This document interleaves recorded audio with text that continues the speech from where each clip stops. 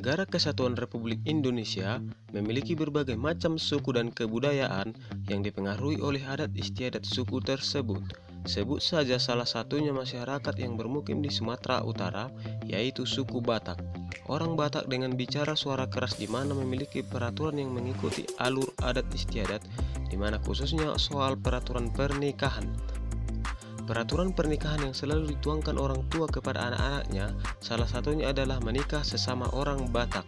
Contohnya saja bahwa saat pacaran dengan orang beda suku ini sulit untuk dilanjutkan, apalagi ketika laki-lakinya orang Batak, di mana laki-laki biasanya memiliki sifat tersendiri tentang marga yang dipakainya.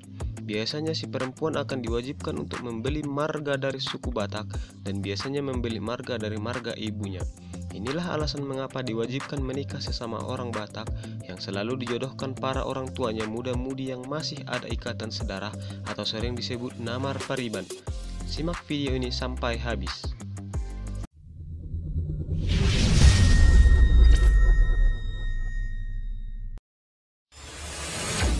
Pertama, agar paham adat istiadat. Ini merupakan alasan yang lazim digunakan untuk mempertahankan adat istiadat kebudayaan, di mana pasangan suami istri yang resmi telah menikah memiliki tanggung jawab untuk mempertahankan adat istiadat kebudayaan yang telah dilaksanakannya. Istilah ini sering disebut manggalar adat, baik itu adat pernikahan, kematian, dan adat lainnya. Apalagi berbicara tentang ritual di setiap kegiatan adat istiadat, khususnya adat pernikahan, di mana kedua belah mempelai harus mengerti maksud dan tujuan ritual tersebut, karena pernikahan di dalam adat Batak dianggap ritual suci yang dilakukan hanya sekali. Terlebih adat istiadat Batak memiliki beragam peraturan dan pantangan di dalam kegiatannya, termasuk hubungan sosial bermasyarakat. 2. Agar tahu sopan santun dan tata krama. Sopan santun dan tata krama ini sangat erat hubungannya dengan silsilah yang menentukan seseorang memanggil apa kepada orang lain.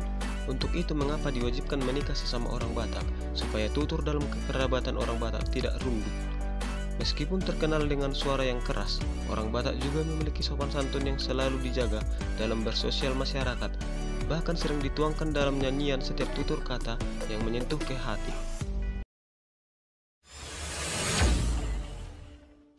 3. Melestarikan dalihan Natolu. Orang Batak mengenal dalihan Natolu, yaitu Somba marhula-hula, Elek marboru, Manat mardongan tubuh, di mana dalihan Natolu ini menjadi pondasi dalam kehidupan Batak. Jadi, jika kedua mempelai merupakan orang Batak, jadi dalihan Natolu melekat erat dalam rumah tangganya dan melengkapi tarombo dari dalihan Natolu kepada sesama masyarakat dalam suku Batak. 4. Agar seiman. Sebagian besar orang Batak menganut agama Kristen, Protestan, dan Katolik, dan sebagian minoritas Islam. Jadi, tentunya alasan ini dapat mencegah pernikahan beda agama, di mana agama merupakan salah satu penunjang bertahannya suatu rumah tangga. Kekuatan iman dapat mencegah keretakan terhadap kedua pasangan. Dengan menikah satu agama tidak akan menimbulkan perbedaan pandangan dan dapat mengambil solusi yang bijak dalam suatu persoalan dalam berumah tangga.